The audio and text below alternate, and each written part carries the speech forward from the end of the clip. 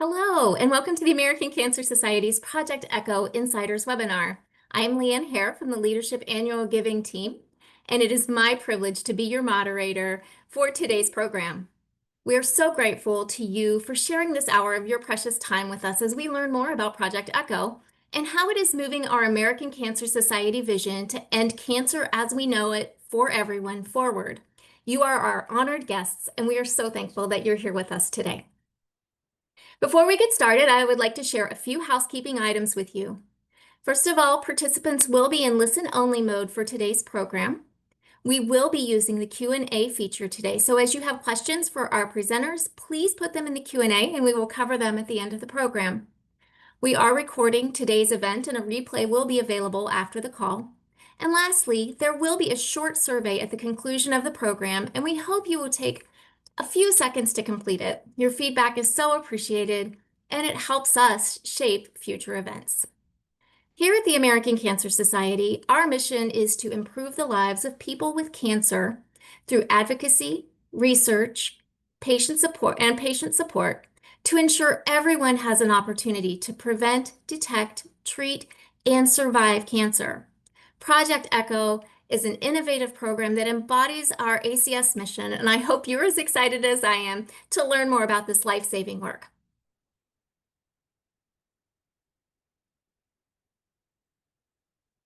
All right, and now it's my honor to introduce Mindi Odom, Director of Project Echo at the American Cancer Society.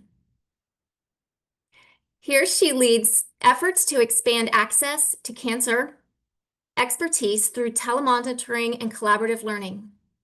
Mindi brings 20 years of experience with ACS, including 18 years working with health systems to improve cancer outcomes. Since 2023, Mindi has focused on scaling Project Echo to strengthen provider capacity and advance health equity in cancer care.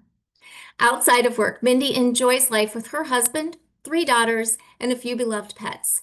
She loves camping during the beautiful Michigan summers and traveling to warm destinations in the winter. Thanks so much for being with us, and Mindi, I'm going to turn it over to you. Oh, thank you, Leanne. I appreciate that introduction. And it's truly an honor to be here today to share about Project Echo, something that I'm very passionate about. This slide, I think, is very impactful. If you could just pay special attention to the statistics in the center. We are making extraordinary progress in science and in the fight against cancer, but the reality is still sobering. Cancer is relentless, and the burden it places on individuals, families, and communities is not shared equally. If you look at the icons in the center, you will see that every 15 seconds, someone in the United States is diagnosed with cancer. And this year alone, we're seeing over 2 million new diagnoses. 1 in 3 Americans will face a cancer diagnosis in their lifetime. But behind those statistics is a story. It's a family, a neighbor, a friend, a colleague. It's a future. And so I think it's very important that we recognize the urgency to act now to change that story for those individuals and those families. So at the American Cancer Society, we believe that every patient deserves the opportunity to prevent, detect, treat, and survive cancer. That's why we invest in initiatives that increase knowledge for healthcare providers so that care reaches all communities. So I would like to give you a project overview. If we could go to the next slide. Project Echo is one of those initiatives that the American Cancer Society invests in, and it's probably my personal favorite. This model moves knowledge instead of patients, and really think about that, moving expertise and knowledge rather than people. So Project Echo effectively and efficiently disseminates evidence-based strategies to improve healthcare outcomes. It's designed to reach all communities, but especially those that are underserved or rural. So our participants will learn from hub teams. That's what we affectionately call them. Our hub teams are made up of experts with specialized knowledge. And so the learning continues from there. Each participant brings their own expertise and perspective from the community that they serve. And our experts bring their level of expertise to this vibrant community of learning. This virtual avenue really does allow for best practice sharing across health centers, institutions, and geographies. So we get that widespread knowledge across the country and sometimes even the world. And because ECHO uses that one-to-many approach, what's learned in each individual session over the course of a whole program is carried forward into local communities, which amplifies the impact. ECHO really does close that gap between science and innovation, and then everyday clinical practice, ensuring that the latest advances in science reaches our communities. Next slide, please. So I guess the question would be, what is ECHO? What exactly does ECHO mean? What is it? Well, it's a virtual learning setting, and it's designed for providers so that we can disperse specialized knowledge to our healthcare professionals all throughout. And the knowledge is immediate. So our participants can apply it to their patient populations right away. The sessions are educational. They are inspired by the way that physician residents learn from each other and their supervising physicians during medical rounds. It was actually designed by Dr. Sanjeev Arora in 2003 and has since just expanded worldwide. It has grown so large to countless topics and specialties and truly driving that sustainable and profound change throughout the world of healthcare. We're very fortunate to be a part of the ECHO model, and we're excited about the work that we're doing. So when we go to the next slide, we can talk about the 4 core principles of ECHO. We abide by the ECHO model, and it's affectionately known as ABCD. So the A stands for amplify, and we live in this virtual world right now. Things have changed so much over the last 5 years, and really capitalizing on how most people understand how to use Zoom these days. And so we use that platform to spread knowledge. And then the B stands for best practice sharing. So we reduce disparities by allowing our experts and our participants to engage with one another, to learn exactly what those best practices are and implement them right away. And then we build a community of practice through case-based learning. So our experts are experts, but our participants are bringing knowledge and perspective from their communities. And so they're learning together. And then, of course, you cannot have any quality program without measuring outcomes. And we try to be very good stewards of that, which Kristie will speak to later on.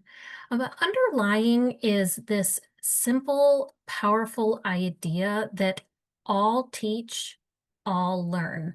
And that means the expertise is not limited to our experts. Every participant contributes and every voice matters. This collaborative spirit is what truly makes ECHO special, makes it effective, and makes it stand out as being different. So in the next slide, I will share with you the difference between ECHO and a webinar, because it's virtual learning, right? And that kind of says webinar sometimes. And there is a place for webinars. They are also a great way to spread knowledge. However, ECHO is far more interactive and community driven. Our participants join a series of sessions throughout a program.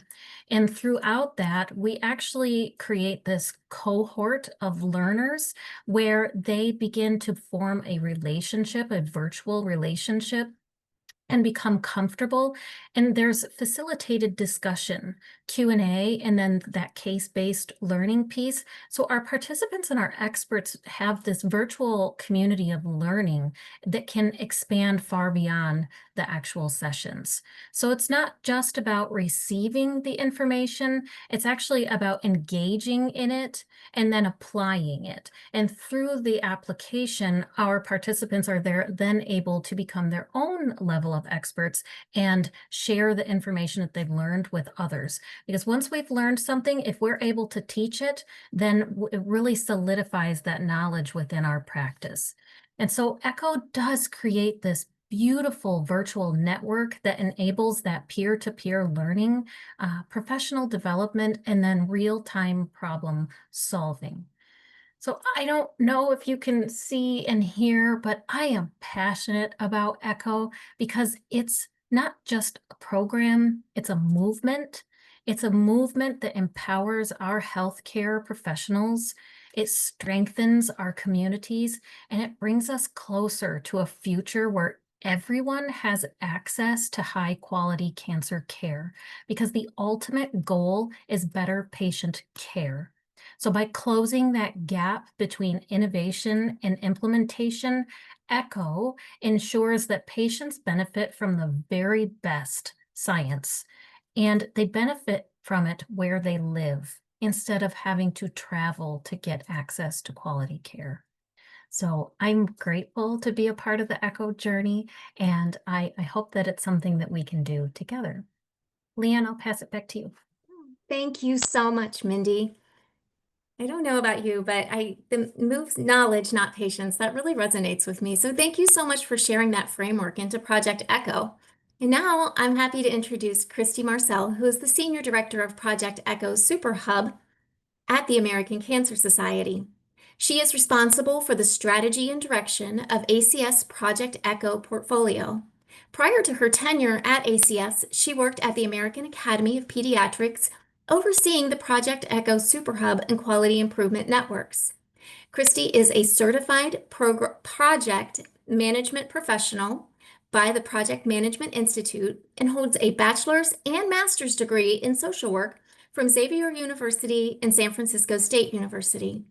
Outside of work, Kristie enjoys gardening, is an enthusiastic traveler, and loves her rescue dogs Archie and Finn. She also enjoys spending time with her family, her partner Aaron, and his kids Asher and Aria. Kristie resides in Oak Park, Illinois. Kristie? Thank you, Leanne. Hello, everybody. Good afternoon. Thanks so much for having Mindy and I. We're so excited about the opportunity to talk about Project Echo. Mindy gave you a really great overview about the framework of Project Echo, which is out of the University of New Mexico. I'm going to talk more specifics about how we're using Project Echo at the American Cancer Society. So one of the words that we use a lot here is ACS Echo Super Hub. So in 2023, ACS became an Echo Super Hub. We had been using Project Echo for professional health education since 2018, but really elevated our work with Project Echo in 2023 to become an official Super Hub. So what that means is not only do we run our own programs, and we run around 15 to 20 Echo programs a year, which is a lot of programs. We also now have the ability and are authorized by the Echo Institute to recruit and train other nonprofits in the cancer oncology space, who also, their mission is to end cancer as we know it. So we now work with them providing training, mentorship, technical assistance so that they can use the Project Echo model to advance their own mission within their own organization. So we just like to talk about, as a ACS Echo Super Hub, we have a lot of external work that we do where we're working with other partners like Blood Cancer United, also used to be known as Leukemia Lymphoma Society, recently changed their name, and a lot of other organizations, as well as the Echo Institute out of New Mexico. So, like I said, 15 to 20 programs a year we do here at ACS. We offer a variety of private and public programs. I would say, ballpark right now for this year, we probably have around 40% of our programs that are private. That means we have more of a closed audience. We will work with other ACS staff across the region, across the United States, to identify 10 to 15 critical health systems that are in need of this Echo, and they will work with us throughout the program. Sometimes we're able to offer them an implementation grant to help test the innovations and the education that they're learning in the sessions. Our sessions can last anywhere from 4 months to a year. So that's how long we are working with different partners, clinical care teams, and health systems across the US. But then we also have public programs, which is open to anybody across the United States and globally. And as you'll see later in the presentation, we are, making our stamp on the global world in Project Echo. When I talked about super hubs, there are about 45 Echo super hubs in the world, but there's only 2 oncology super hubs. So we, the American Cancer Society, are the largest oncology super hub, but MD Anderson out of Texas is also another super hub that has been using Project Echo for about 7 years. So we also collaborate with MD Anderson and work together with them in our Echo work.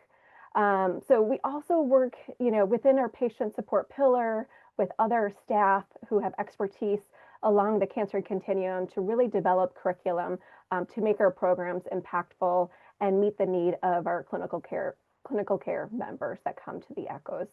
As Mindi talked about, we engage our subject matter experts, and that can be navigators, nurses, physicians, oncologists, radiologists, social workers, really the whole gamut. These are experts in the field. Sometimes they're the leading experts on a clinical topic. So for example, we're about to launch a program on multi-cancer early detection testing. There's only so many people that are published on that work. And so those are experts that we bring to the Echo to be able to work with what we call our Echo participants and our Echo learners. Next, I'm going to show you, this is just a sample of some of the ACS Echo programs that we've been doing since 2018. It is not an exhaustive list, but overall we have done close to, well, I would say over 60 programs. And really, we really like to have diverse programs across the cancer continuum. A lot of cancer echoes are in this space, so we have a lot of programs in prevention and early detection. Each year, we will determine our Echo, what we like to call our Echo pipeline of programs on an annual basis. So the beginning of our fiscal year is when we determine, okay, what's the emerging need out there? What are some of the mission work that's going on, and where can Echo come in and support that and implement some new work plans, implement some new programs? We have very popular Echo programs that we continue to offer additional cohorts. So for example, in the prevention and early detection space, we just launched our prostate screening Echo, our second cohort. And like breaking news, we are launching our breast density and risk Echo cohort 2 in a matter of about 30 minutes. Mindy's going to hop off at the end of this call, and she's going to go launch that program for us. In our second cohort, I'll talk a little bit more about that breast density program. We also have done a lot in cervical cancer, HPV vaccinations, working with school nurses, as well as community health workers. Over in the treatment space, that is one of the unique roles that the American Cancer Society plays in Project Echo. In the Echo, we like to call it the meta Echo community, the global community. A lot of cancer programs are in prevention, early detection, and in survivorship space. But as you can see, we're doing a lot of programs in the treatment space that we're very proud of. We currently have a program going on advanced breast treatment. We're about to launch a second cohort. Our lung cancer biomarkers program is in conjunction with the American Cancer Society Lung Cancer Roundtable. So I hope you've heard about our roundtables. They're amazing. And this is our longest running ACS Echo program. We are about to launch our 6th cohort of the lung cancer biomarkers, and that is a private program. One thing that Mindi put in the chat box is our ACS Echo website. If you guys want to learn more about these programs, if you have the clinicians in your life that you want to share these programs with, any program that is public, clinicians are welcome to join. So you can go to that link. Any public program also has a registration link on the program page. So that's the easiest way to register for upcoming Echoes. We have also done a lot of work around screening for food insecurity for folks who are going through cancer treatment and also transitioning into that survivorship space. We all love animals. I think you heard Mindi has a lot of animals. I have a lot of animals. We were really excited this past year to launch our first program on animal-assisted therapy in hospitals for oncology pediatric patients. And if there's an opportunity at the end, I can share a little bit more about that program. We also do global echo, so we are currently running a program in Africa in combination with the African Coalition, getting a lot of great people to come to those sessions. Those are 90-minute sessions that we do early in the morning. So it's the evening time there, really talking about patient navigation and quality improvement. And we've done, and I would say in the last year to 2 years, we're doing a lot more echo programming in the survivorship space. So our longest running echo program has been our pediatric, adolescent, and young adult survivorship program. That was a 12-month program with one session a month, which is our typical cadence. We bring clinicians together for about an hour once a month in a live webinar. We just launched our first fertility preservation echo, which is a public echo, which you can learn about by going to our website. And we're looking to offer some more programs in the spring, late summer around care transitions and long-term survivorship. So one of the really important things about echo is, building the curriculum and, moving that knowledge, not patients, as we'd like to talk about. But one of the other things that makes echo different than webinars is the amount of data that we collect. And so we work with an echo evaluator on each of our programs, and we have 3 different intervals where we are surveying and collecting data of the echo learners that come to our programs, collecting quantitative and qualitative data. So we collect data pre and post program, so when the program first kicks off, and then also when the program ends. So once we have that final last live session, we want to be able to do comparisons and hope that we've moved the needle, and that the clinicians that have come to our echoes, the healthcare professionals that we're working with, that they have improved their confidence, their knowledge on the topic, and it in turn is improving the way that they engage with their patients.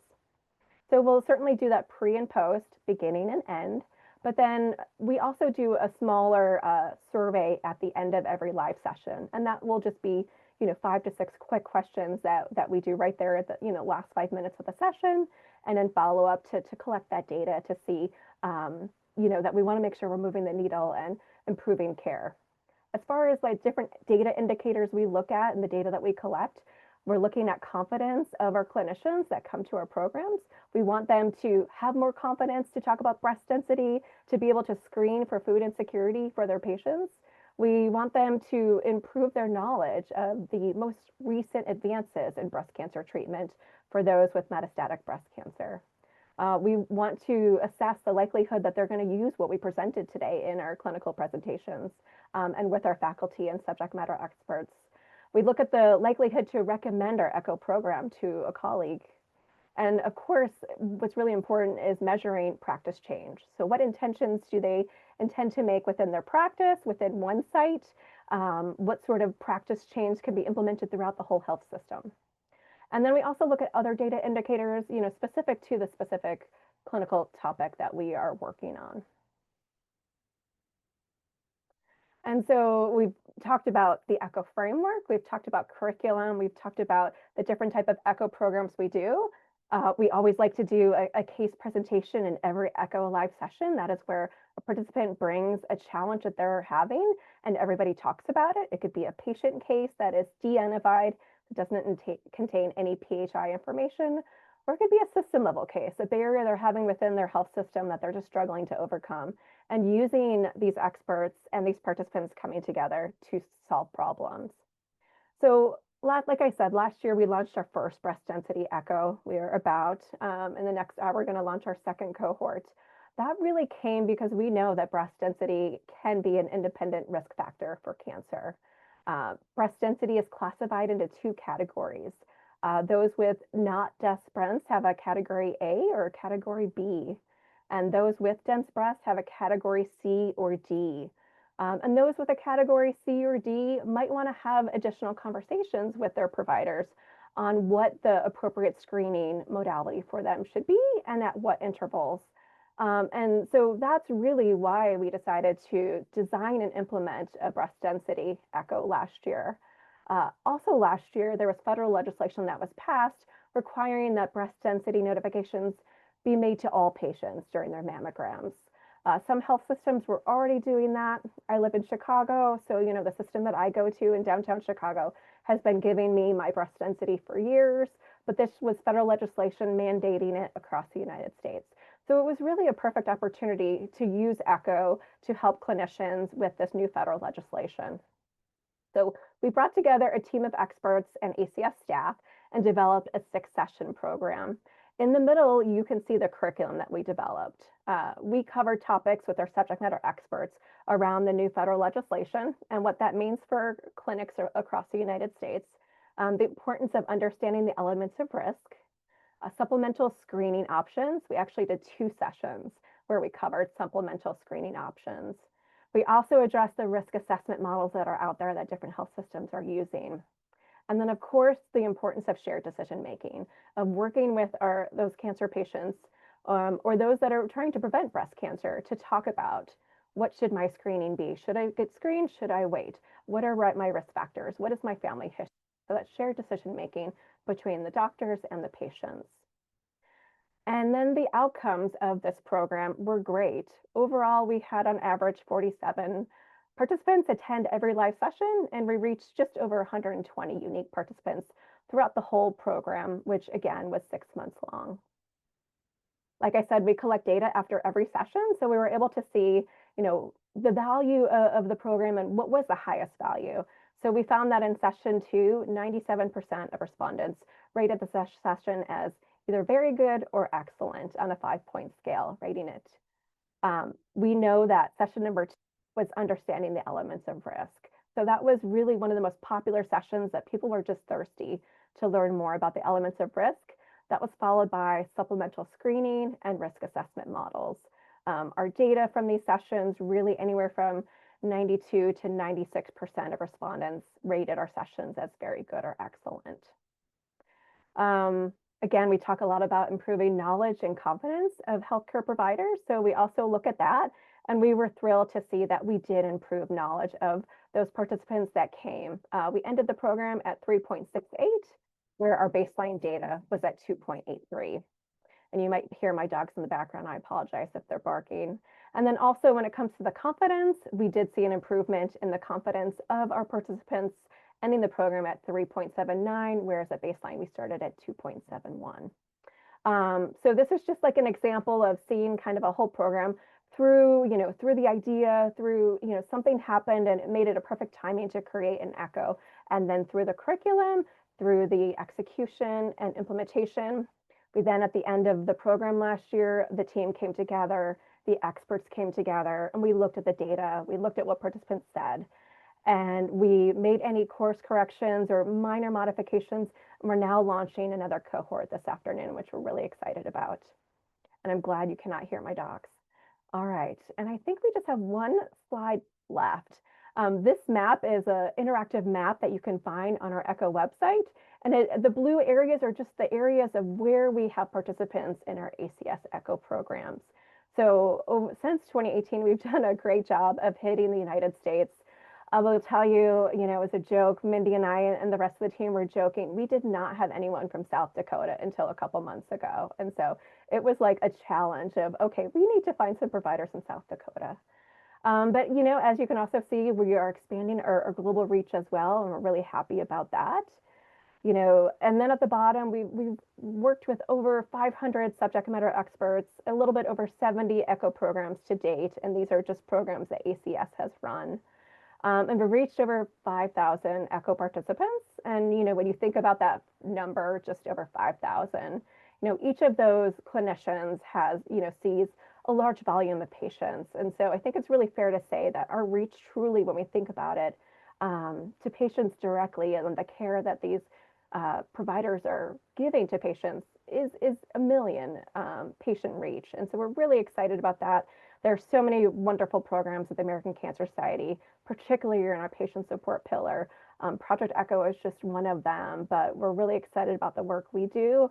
And we just thank you for coming and hearing a little bit more about Project ECHO. I think we will open it up for any questions, but I'll turn it back over to Leanne. Yes, thank you so much, Kristie. We appreciate that so much. And what a beautiful way to wrap it up. This program is reaching millions of people just by the number of participants here. And again, it goes back to moving the knowledge, not the patient. So thank you so much for taking time to be with us here today. If you have questions, this is the time. Get them in the Q&A. It's not too late to send those our way. If we're not able to get to all of them, please know that we will address them and get the information out after the program. So, okay, we do have a few questions, I believe. Let me get here. Okay, I think our first one is, who are the subject matter experts educating our community leaders? Well, Mindi, I know you have to hop. Do you mind taking maybe one of the first questions, and then I can kind of take some of the latter ones so you have an opportunity? Well, it would be my pleasure. We at the American Cancer Society have this very unique spread of team members who have created these wonderful relationships with our health systems all across the nation.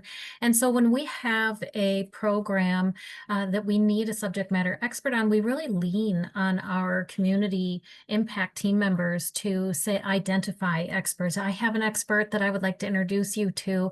And so we cultivate our list of experts and really hone in on those that we feel are going to be not only good presenters, but also great facilitators, because discussion is what makes ECHO really special. And so it is a unique set of skills that we are looking for, but we have this pool of really wonderful individuals because of the excellent relationships that our team members have. Thank you, Mindy. Thank you so much. Another question, and this is, I think, this is a really great question, kind of a call to action, but what would you need or want from participants on this call relating to Project ECHO? Yeah, just the ability to learn.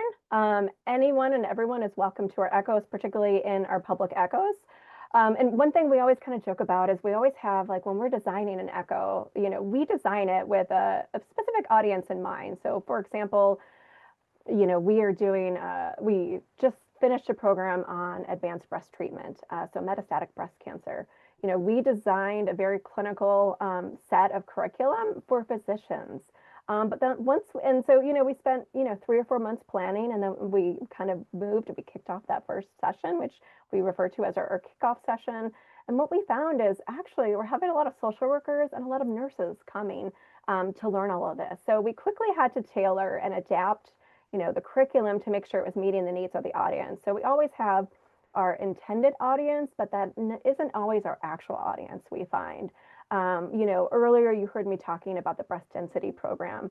Our audience for that was primary care physicians, which we certainly had primary care physicians come, but we also found that we had a lot of nurses and a lot of navigators coming, just really wanting this information. And, the American Cancer Society ECHO is a place where they can get it. It's free. We do not charge for people to participate in our programs. In some of our programs, we do offer, CME and professional education credit. We also offer social work credit, nursing credit. And there's not a lot of those free educational opportunities out there. So that's one way we are helping bring diverse audiences to our programs that we're really proud of. Great. Thank you. All right, here's another question. Does an individual patient have their own sub-hub or a mini hub in Project ECHO? How does that work for like an individual patient? Mindi, do you want to tackle that one? Yes. Wouldn't that be a dream? How lovely would it be to have a group of experts for each individual patient? Unfortunately, capacity is just not there. So instead, we will bring together a hub of experts to teach community providers, so that the community providers can then learn from our experts and learn from each other, especially those that have similar communities of practice, and then take that information back to the patient. And a lot of centers actually do have what's called a tumor board, where they can present a special case to a group of experts. But as ECHO works, it's kind of more of that overarching umbrella approach, and then that cycle of learning throughout the entire program. So each session has a different topic to be learned, and our participants are then able to bring their cases forth. So with all of that said, a patient, if they had a very unique case and their physician was one of our participants, then that physician could certainly bring that case to an ECHO session if the timing worked out just right, and receive expert feedback. Wonderful. Wonderful. Here's another really great question. How are topics identified for new echoes? How do you decide when it's time for a new echo project? Yeah, that is a great question, a question we get a lot. So, like I said, we always have our, what we kind of jokingly call them, our rinse and repeat program. So, we've been doing prostate screening a lot. We've been doing lung cancer biomarkers. Those are really popular. So, we continue to bring those back every year. And as long as people are coming and people are learning information, we'll continue to offer those, what we call cohort programs. But as oncology landscape changes and healthcare, as we all know, changes so quickly, we want to be able to be adaptive and agile and respond to any emerging trends in the cancer oncology space. So that's also an opportunity where we'll then say, you know what, it's time to do a new echo. That is exactly how the multi-cancer detection testing echo that is about to launch in about a week came. It was not planned. We were not planning to do it. But then with talking with our chief patient officer, Dr. Kamal, just talked about, okay, this is an emerging science. Patients are starting to show up to their primary care appointments saying, I got a test. I want to get a test. What do I do? What do I do if I get a negative test? What do I do if I get a positive test? What sort of diagnostic follow-up should I be doing? And so there's just a lot of questions out there as the science continues to evolve. And so that's what Echo is here for. We can pretty quickly turn around an Echo. Echo really, during the very beginning of the COVID pandemic, people were turning COVID echoes around in a matter of a week just to address the public health emergency. And so we really we look at our strategic priorities within the pillar. We look to see what are other programs at ACS doing. We never want to do an echo of, the roundtable is going to be doing work on it. But we also look at the data, where incidence mortality is increasing. And so that helps, for us to determine what our pipelines are going to be every year. Any new clinical practice guideline update, there's been some new information about CAR T therapy with respect to caregivers. And so that's going to be a program we're going to do in the future, say kicking off in the summer, really talking about CAR T therapy, but really focused on the caregiving piece. Because that's changed. So really just responding to the changes in healthcare and to the oncology landscape. Mindi, Wonderful. would you add anything? Feel free.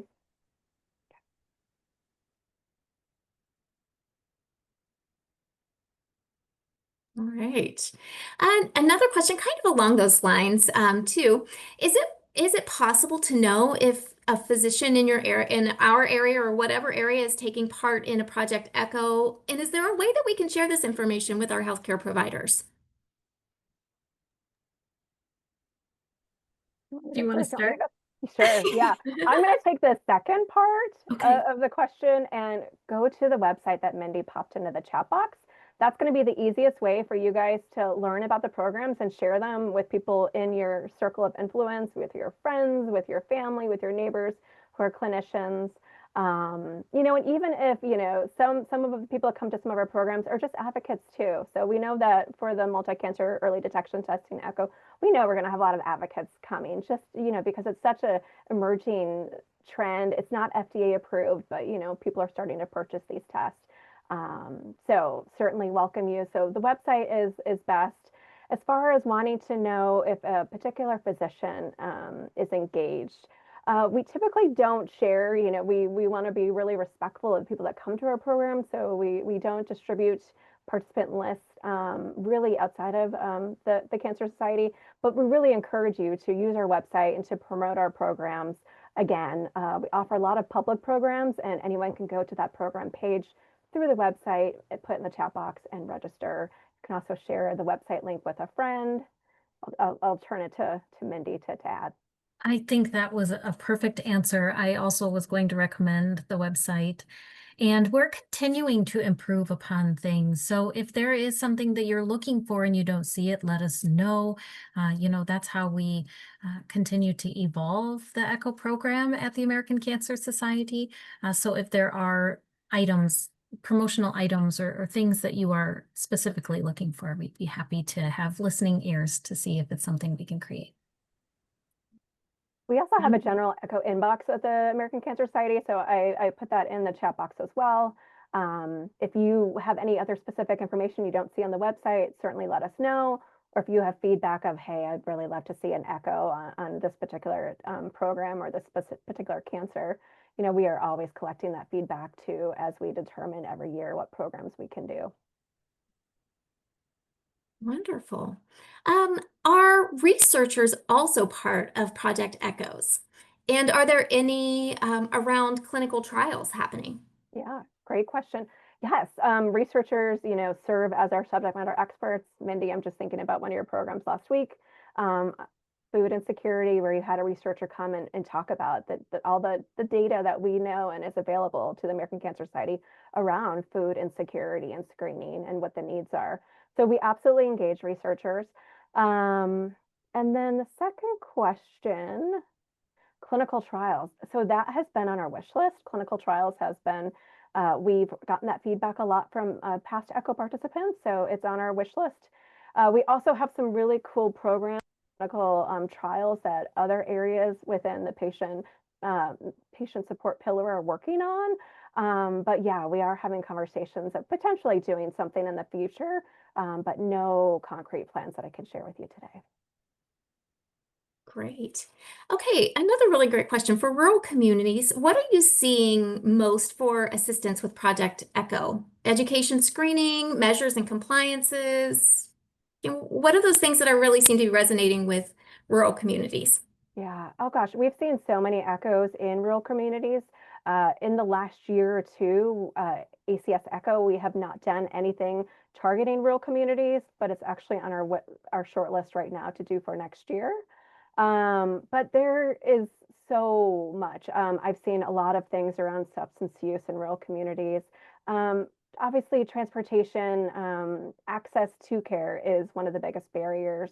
And so we've seen a lot in the rural communities, and we'll think about potentially doing an echo this coming year, targeting rural communities, particularly in the frontier states. That's a conversation we're having right now, potentially. And I would like to add that we did have the first cohort of the food insecurity screening and cancer care in some more rural communities than what our experts were used to. And it was very interesting to see how these community cancer centers took the information from the experts and morphed it into something that worked for their community. So sometimes our experts were actually speaking many steps ahead of where our community providers are, but it gave them a goal. It gave them something to envision in the future. And so there's a place for that as well.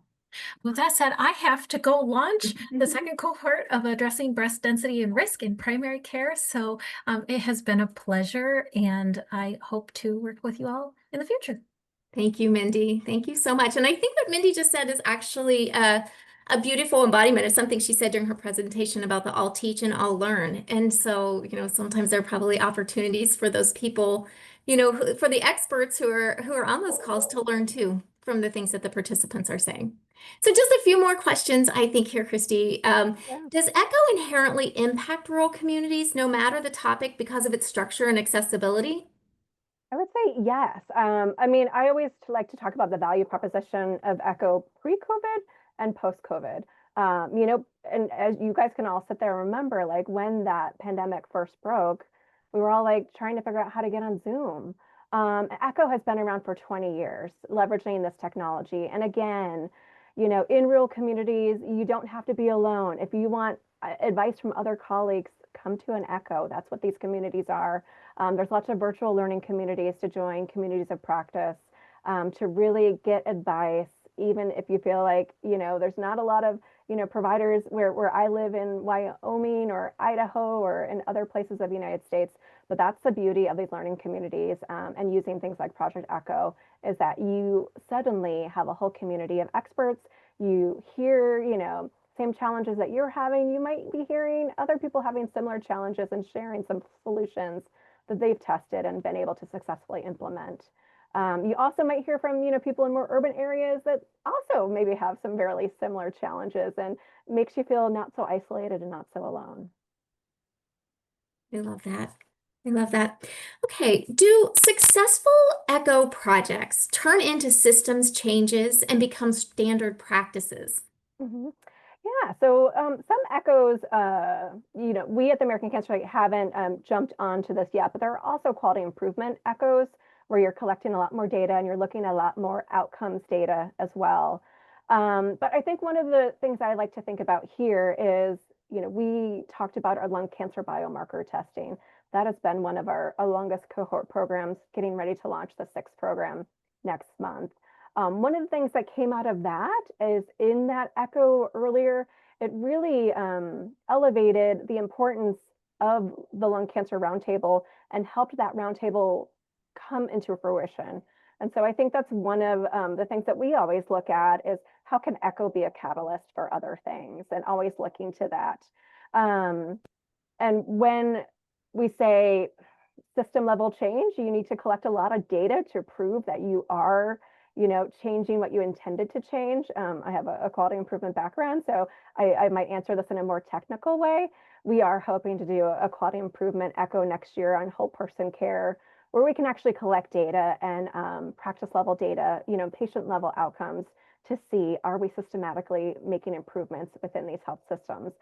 Is the tests that the practices are doing, are we able to implement that across entire systems within a large health system? So we'll be doing more quality improvement echoes next year.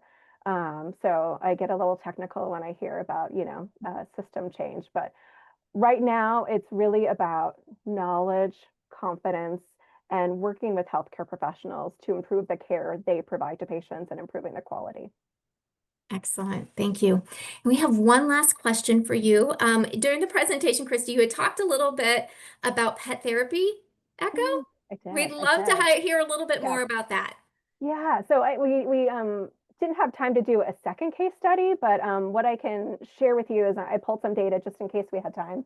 Yeah. Is like I said, we offered this very cool program. I've been with the American Cancer Society about a year and a half. Prior to that, I was working at another Echo Super Hub. And so animal assisted therapy, so facility dogs in hospitals, helping young pediatric cancer patients, helping calm them during those treatments, during those visits. Being, inpatient can be really scary.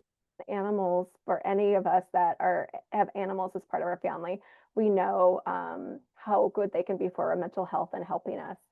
So we created an animal assisted therapy program targeting hospital staff, specifically child life specialists. And so we did a 7 program echo. I'm going to pull up my notes. And some of the curriculum that we covered with those specialists were around exploring animal assisted therapy models. And I apologize if you hear the people cutting the grass outside my window. We also addressed program sustainability, staffing, funding, leadership buy-in.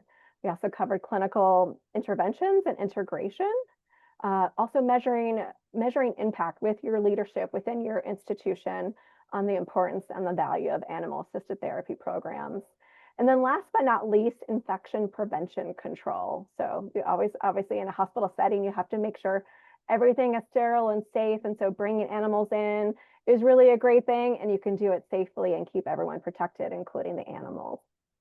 And so then at the end of the program, that program ended this spring. We looked at some of the data and really found very high satisfaction of the learners. 90% of survey respondents said they would recommend our animal assisted therapy program to a colleague. We had over 88 health systems represented. We reached around 130 unique participants. And we are excited that we're going to offer a second cohort in the spring for animal assisted therapy. We also did this great thing where the different health systems can nominate their pet, their therapy dog, and we highlighted a different therapy dog across the U.S. every month in the session. And it was, who doesn't like to learn about a therapy dog in different communities? So it was a lot of fun. It was a lot of fun, and so we're looking forward to doing that program again in the spring. Again, that'll likely be a public program. So again, you can learn more information in the spring on our website, but we're excited to do that. Well, and just to add on to that, one question came in real quickly. Can you give some examples on how animal-assisted therapy can help pediatric oncology? It's so interesting and near and dear to so many of our hearts. Mm-hmm. well, I always say I'm not a clinician. That's why I went into social work. So I don't have the data right in front of me, but yeah, it's just the de-escalating the stress that young pediatric patients might encounter in the hospital. I mean, these are young people that are going through cancer treatment and all kinds of stress. And so just having an animal as simple as just sitting there on the bed, providing comfort, letting that as they're going through their treatment, just petting the dog and just having that interaction and bringing down those stress levels. Really, and for those of you that have had the opportunity to see facility dogs, they're amazing. And so that's just like one little thing. There is a lot of science out there and literature around the benefits of animal assisted therapy as well. Excellent. Well, thank you. Thank you so much, Kristie, for staying with us. And I know you will thank Mindi on our behalf as well for her being willing to join and helping answer questions. We just appreciate you taking this time, especially when you've got another Echo launching today. So just being here with us, we just appreciate it so much. And your efforts are saving lives. Thank you. And as we wrap up today, from the bottom of my heart, I want to say thank you to you all for attending and being with us today. The life-saving programs that we're able to offer here at the American Cancer Society couldn't happen without your support, and we are full of gratitude for your kindness and your generosity. So thank you for helping us end cancer as we know it for everyone. And then one final reminder to please take the short, and I promise it is short, post-event survey. It'll pop up on your screen when we close out the event. And I want to wish you all a wonderful day. Thank you.